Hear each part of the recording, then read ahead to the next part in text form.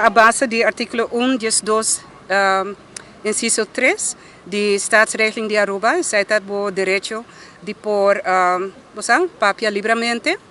Eu word invitado como estudiante de masteropleiding de Universidad di Aruba para participar na colégio of lecture special para rei, princesa e reina.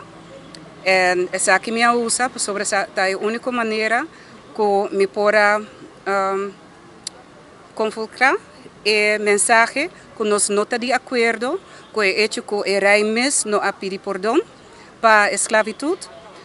Também o hecho que não tem reparação que dia 25 de januário a trobe da Tweede Kamer.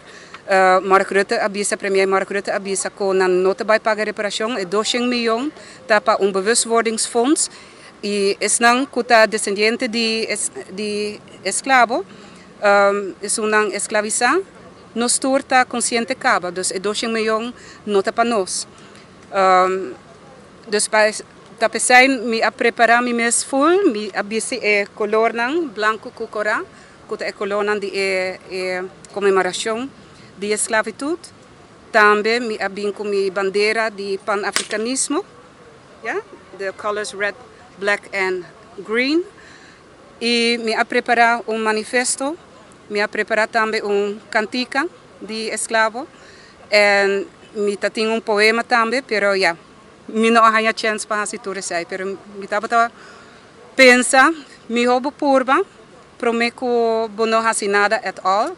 Agora a mensagem está clara para sobre tem roupitique recurso para nós por fazer manifestação, especialmente cultura e recorte de salário que nós passador de dia, pero toch me não quero largar o momento aqui passa para sobre me tá é importante o número de meu antepassado não, o número também de esnan que tá bem despecinos, a geração não que tá bem despecinos, para ter prova que nós não agis aceitar qualquer coisa que não está bisa e qualquer coisa que não está dona ou oferecer.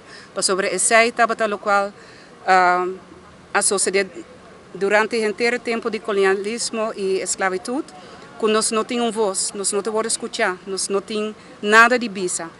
E me abordo pedir para no papel de lo qual te passa para dentro